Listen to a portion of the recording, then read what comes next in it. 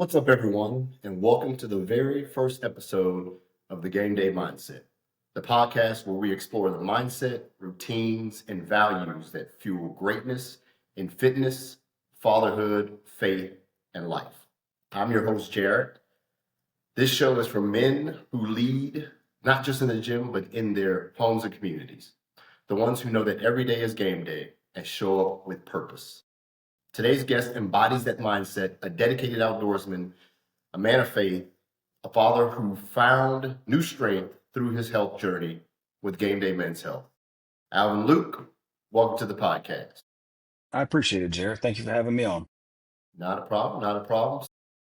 Alvin, you and I go way back, way-ish back. hmm We've known each other for a little while. But obviously those listening don't know who you are and what you're into, what you do. So why don't you give us a little background about maybe your time in the military, what you like to do for activities and your family, your faith. Yeah, sure. Not a problem. Yeah, like you said, I think we've been knowing each other for probably going on about 15 years. So it's been a little while now. Yeah, I originally from right outside of New Orleans, Louisiana, and now I live here in the Houston area. So I got some Cajun blood coursing through my veins. Grew up playing in the swamp. Love the outdoors. Spent 7 years in the army on active duty. Got to spend some time overseas, a couple of years in Europe, a year in Kandahar, Afghanistan, on a combat deployment. Always loved hunting and living outdoor style life. I've been on hunting trips around the world, killed many different big game species. I'm an avid big game hunter, long range shooter. I'm passionate about that. It's fun. Also, my faith is one of the most important things in my life. We go to church together, but I've been in church for most of my adult life, and it's just really important to me, honoring God with with my life, with my body, with my time. And I'm married to a wonderful woman. We actually just celebrated our 20th anniversary last month, and we got one little boy, Josiah. He's 9 years old, and so um, I'm excited about setting a good example for him. And I'm happy to be on the podcast with you today. Yeah, I appreciate it, man. I see you have some trophies there on the wall behind you. We'll get to those in a little bit. A couple of them. Just a few that are around that household. Yeah, no doubt. Okay, so let's start with this. You kind of touched on some of this. You live an active lifestyle. You hunt, you fish, you stay fit. But deeper than that, let's talk about the faith you just brought up. How has your faith influenced your approach to health and wellness? Well, I think faith is a big part of it for me personally because uh, you know, God gave us all the body that we have to live in, and I believe that He expects us to be good stewards of the bodies that He's given us. So, I try to make being healthy, living a healthy lifestyle, a lifestyle. I've been pretty consistently working out for most of my adult life. Um, and I think it's pretty important. I'm not by any means the paramount of fitness, but I'm in pretty good shape and I keep myself, pretty fit, pretty healthy, exercise regularly, try and eat right for the most part. But like I said, I got those Cajun roots, and so I got I like some good food, I'm not gonna lie, some good Cajun delicacies. But overall, I do. I think it's really important. And faith is a big part of that because, um I think that we honor God in a lot of different ways. And one of those ways I think we honor him is by taking care of ourselves. And I think others can see that example in us. So yeah, that's really big. I think in First Corinthians it talks about our bodies being temples. And so do you see those habits? You kind of talked about that a little bit, but working out, eating right, whether it's taking supplements or just doing the right thing, you see that as a spiritual responsibility, not just as a physical live longer responsibility. Absolutely. I think that it touches on several different areas. And it just being a practical, I think, a smart thing to do is one of them. I think it's wise to make healthy choices, but I also think that it is beyond just practical, and it does overflow into the spiritual. And like you said, I think the Bible talks about that. I think we are to take care of ourselves, just like you would take care of any other blessing that God has given you. If He's blessed you with a good job, well, you perform well at your job, you show up on time. if God blesses you with the body that you have, well, then I think you have a responsibility to take care of it. And that's my mindset I have towards it. It's really good. Blessings are meant to be taken care of, definitely. So, given that you are now, we won't talk about what happened before you became a part of the Game Day family, but now you are a part of the Game Day family. Um, how has that helped you stay energized, show up for your family, show up for your job, show up for the church? How has that helped you maintain all of that? Well, I think that being on testosterone, what is it, TRT, testosterone replacement Replacement, therapy, yeah. um, there's a lot of benefits that come with that. Once you cross that 40-year mark, which I have several years ago, things start to change. You don't recover as quickly from your workouts. You know, y- there are things happening in your body where you just kind of you can feel the age catching up with you a little bit, and so that TRT really helps to make me feel like a younger man again. I have an increase in energy. I feel like I'm sleeping better. My libido's up. I feel like it's like I tapped into the fountain of youth a bit there. So it's making me feel really good. It's helping me to be motivated and energized, which overflows into every aspect of my life, whether it's work or play, spending time with the family, doing stuff for the church, doesn't matter what it is. If I'm feeling better and I feel like I have more energy and more to give, well, then I'm going to perform better in every possible way. So I'm definitely feeling those effects from some of the benefits of the game day program, and also just the constant contact and outreach, and I get messages and stuff like that from you guys just to keep me motivated, let me know what's coming up, what's happening, what's going on, different opportunities you guys offer. um it's helping me out. Yeah, it's guys that come into this clinic, they whatever that initial motivation is or whatever that drive is that gets them in the door, a lot of times I think once they're in the door, they're only thinking about themselves, good or bad. And I don't think that's a negative. It's just, they start thinking whether it's a financial piece or do I really need to do this or I can figure this out on my own. But the part you've touched on, which is kind of my next question, goes to, you know, thinking about your family, thinking about the church, thinking about all of those that particularly potentially can benefit from you being better.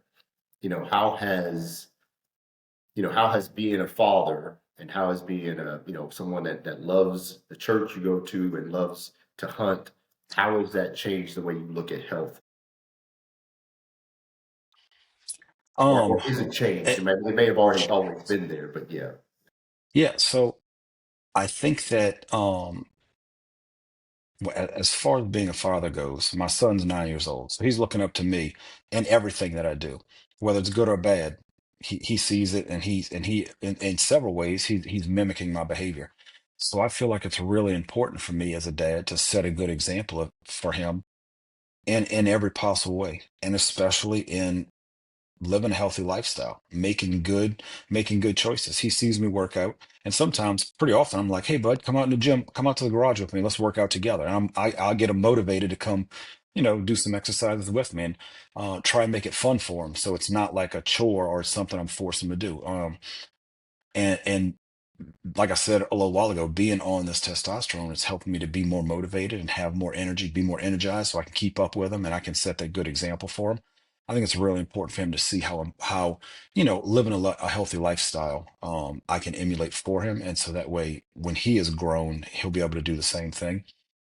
There are many guys that I go to church with, that I've had conversations with about, that they're having they want to get in better shape, or they want to eat right, or they feel like they're getting old, and they can feel the age catching up with them. And I've had conversations with them, and when they ask me, like, so, what do you do, what do you do that's different? And so I tell them, try and eat healthy, and we'll talk about workout plans, and I'll encourage them to work out. We even did a workout life group for a while, which I know you participated in a few of those as well. And then I tell them about the stuff that you guys offer at game day, because there's things that you can do with diet and exercise, but there's some things you can't do. And whenever your body starts getting low in testosterone and it doesn't produce it as much, that's just comes with getting older. It's just life. It's life, and so you can supplement it in a healthy way with some, under the supervision of some medical professionals to make sure you're doing things right with your numbers and your levels all getting monitored. And under that supervision, it really helps me to feel better and helps me to be able to influence others in their own health journeys as well. Yeah, and that's a good point you made, and I try to you know I try not to push what we do on people because I really try to you mentioned some of that, which is, are you getting enough sleep? Are you eating the right a good diet? Or are you exercising, good vigorous exercise, at least 3 days a week? If you're doing those three things and you're still seeing some issues, then come talk to us. A lot of times guys try to circumvent and they want to come talk to us. I'm like, well, yeah, but you haven't done any of the basic things you could really control. So that's a good point, that you give yourself a little energy before different supplements. So Hmm. it's good. We tell people the same thing. Um, so next thing I want to ask you about was just you go hunt, and I'd like you to say for the listeners what kind of hunt you do, because it's not everybody doesn't do it. I feel like you're more caveman hunter than most people. So, you like to spend a lot of time outdoors, Hmm. hunting, and you feel that time in nature, deepens your faith or deepens your purpose as a dad, or, I feel like this question brings to mind that the book we just read, The Wild at Heart. Yeah. But how do you feel about your time outdoors? Oh man. Listen, I do get to tap into my inner wild man when I go hunting, and I love it. It's primal. And when I'm out there, it is I feel like I become one with nature, and I do feel closer to God when I'm out there, because you're out in the wild and it's quiet, it's beautiful, it's hard, it's fun. And it stirs up something inside of me that I don't just get on a day to day living my regular life. So um my one of my favorite hunts that I went to Hermosillo, Mexico, hunting for a bighorn sheep. And we were in some rugged terrain out there. The type of hunting that I do, big game hunting, it's called spot and stalk. So I've done whitetail deer hunting plenty of times, where you sit in a deer stand and you wait for them to come out and you get to shoot. And if one comes out that's worth shooting, you get to take a shot at them. And I've had a good time doing that. But my preferred method is spot and stalk. So you're out there, backpack, rifle on your shoulder, you're backpacking in whatever you need, and you got your binoculars, and you get to the high ground and you're up there with your binoculars scanning for probably a couple of hours in the hopes that you see something. When you do, it may be a mile or 2 miles away, and you're going after it on foot. And then, as you get closer, and when you're doing that in some rough terrain, you're going to cover a lot of ground. You're carrying some heavy gear. It's hard, but I'm telling you, it is, no, there's nothing like it. And when you do catch up with that animal and you're able to get a shot on them and harvest them, it's hard to put in words, Jay, the feeling that you get. Yeah. I don't know if you can see that elk on the wall behind me. I did that with him in New Mexico. Spot and stalk hunt. Went after him, saw him. He was with a herd. He was with a herd of female elk, and we got on him. And I was able to get a shot at him for a couple hundred yards and took him down. And then once he's down, then you got to go through the process of scanning him and quartering him and hacking him out. And so then you're going to end up with the gear you already had, and then if you're there with some friends, you'll end up carrying 100 or so pounds of meat in your backpack along with the rest of your stuff and backpacking out of there. So guess what? It's not for the faint at heart. It was some of those hunts. They have been hard, hard. I mean, winding, just getting winded, sucking air. You're high, a lot of times at higher elevations, rocky, rugged terrain, and so you got to be in good shape to do it. I mean, and I can feel the difference not being on testosterone compared to being on it. Like I said, it gives me that extra boost. I feel like a younger man. I do a better job out there at it. And so it's a performance enhancer for me when it comes to me being out there on my spot and stalk hunts. And I encourage anyone who hasn't had an opportunity to go and hunt like that, give it a shot because it is life changing. It's good. It absolutely is. It's great eating too. I do eat the stuff that I kill. All right. So we've talked about hunting, we've talked about family, we've talked about faith. How do you keep it all in balance? How do you make sure that nothing is getting left out? You're getting your needs met, the family's getting their needs met, God's getting his needs met from you. So Um, I have a really, my wife and I have a really good relationship. We have very open communication, and I'll tell you, she helps to keep me on track with a lot of things. They say behind every good man's a better woman, and that's definitely a case for me. So she helps me when it comes to being balanced, but also it takes self-discipline, and it takes being deliberate. And so, um, when I was in the army, I was in the Third Infantry Division for a while, and I got to speak to the commander of the Third Infantry Division was General Abrams, and he and I got to get just be influenced by him during my time in. He was in charge whenever we're deployed overseas, and he would use the word deliberate often. That's always stuck with me. He was very deliberate about the things that he did and the decisions that he made. He wasn't willy-nilly. I'm just going to let things, let the chips fall where they may. That's not the kind of person that he was. And he was very successful, and has had an amazing military career. Um, and I try to mimic that in being deliberate in some of the things that I do. So when it comes to managing my time, I'm deliberate. When it comes to the things that I want to do, I'm deliberate. If I want to go on a hunt, I'm not just going to wait for it to. I can't wait for somebody else to plan it for me. I can't hope that it happens. If I want to go on a trip, if I want to go on a vacation, if I want to do something, if I want something, if I want to grow in a specific area in my life, well, then I'm deliberate. I'm putting some focus and some effort there, and I'm being very deliberate about it. And that I think that really is what one of the secrets is not not just hoping that things will just work out good for me, or not just hoping that I'll get in better shape, or hoping that I'll be able to go hunting, or hoping that my marriage with my wife will be good, or hoping that my faith will grow. I'm very deliberate in taking practical steps and putting some focus on each one of those things, so that I can get better in each of those areas. Does that answer your question? I don't yeah, know yeah, if I no, feel like I. I mean, you said it right. How do you make things happen? You have to in some ways make things happen and be deliberate about it. Let's use the word. Make sure you're going out of your way to focus on the things you want to get done and making them happen. So last question I have before we wrap up.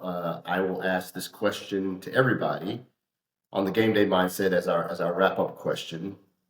When life gets tough for you, what do you tell yourself to get locked in to step into that game day mindset?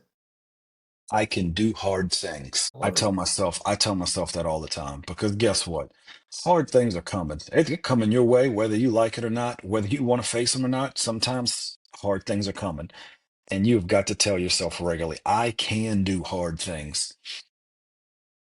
Coach Kevin Voisin is the one who taught me that. I got invited to go on this 4x4x48. I didn't even know what it was.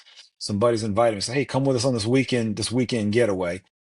We're gonna go stay at a beach house in Galveston. It'll be fun." I was like, all right, that's cool. Let's do it. Well, turns out what they meant for fun was we're gonna walk 4 miles every 4 hours for 48 hours. So we're gonna walk 48 miles in 48 hours on the loose sand on the beach. And I got there, I was like, well, I wasn't expecting that, but I can do it. It'll be okay. We'll make it happen. The first 4 miles was fine. We started at 8 o'clock in the morning. It wasn't bad at all. The next one at noon wasn't bad at all. Next set at 4 p.m. It was still okay. By that time we walked 12 miles. By that 8 p.m. set, we're going into 16 miles. I was like, this kind of sucks a little bit. I'm not gonna lie. That midnight set, I was like, I don't even know why I'm here. I can't believe you guys invited me here. When that 4 a.m. set came, that's when Coach Kevin started telling us, listen, you have got to teach yourself and tell yourself and convince yourself that I can do hard things. Doesn't matter how hard it gets, you can't quit. You push yourself through it. And guess what I did? And we kept going every 4 hours, 4 miles until we were done. And a big part of me wanted to quit just because, my feet were blistering and I was tired. And you don't get much sleep because you're having to walk every 4 hours, and it takes you an hour and a half to walk the 4 miles, or an hour, however long it takes. And then so that was tough. It wasn't crazy tough, but it was pretty tough. And anyway, that's where he told me, you convince yourself I can do hard things. And I tell my son that all the time too, whenever he's, things to a 9-year-old that seems so hard. You're like, that's really not that hard, but that's not that hard, buddy. But to a 9-year-old, it's the end of the world. I'm like, bud, listen to me. You can do hard things. Let me hear you say it. And so I'm teaching him to do the same thing. And that's what I tell myself when it gets tough, Jay. When I need to get in that game day mentality, I tell myself, I can do hard things. Yep. I think, are you muted? I think you might have hit mute. I see you talking, but I don't hear you. There you go. Simple, straightforward. I love it. Well, that's good. I thank you for that. I also thank you for kicking off this journey with us. I thank you for being our first inaugural. I can't say that word. Our first guest. There you go. Guest. You're one of our first patients. You're one of our first guests on the podcast. So thank you very much. And you know, do you have any socials you want to give out there for people to connect with you, or just want to let that lie? Up to you. You know what? I would prefer that they use their socials to get in touch with you because you got something good to offer them. And so let them reach out to you at game day and start their health and wellness journey. Thank you, Alvin, and to our listeners, thank you for being here. Don't forget to subscribe, share the episode, and leave a review if this encouraged you in any kind of way. This is just the beginning, and remember, every day is game day. Thank you very much. Thank you, Jay.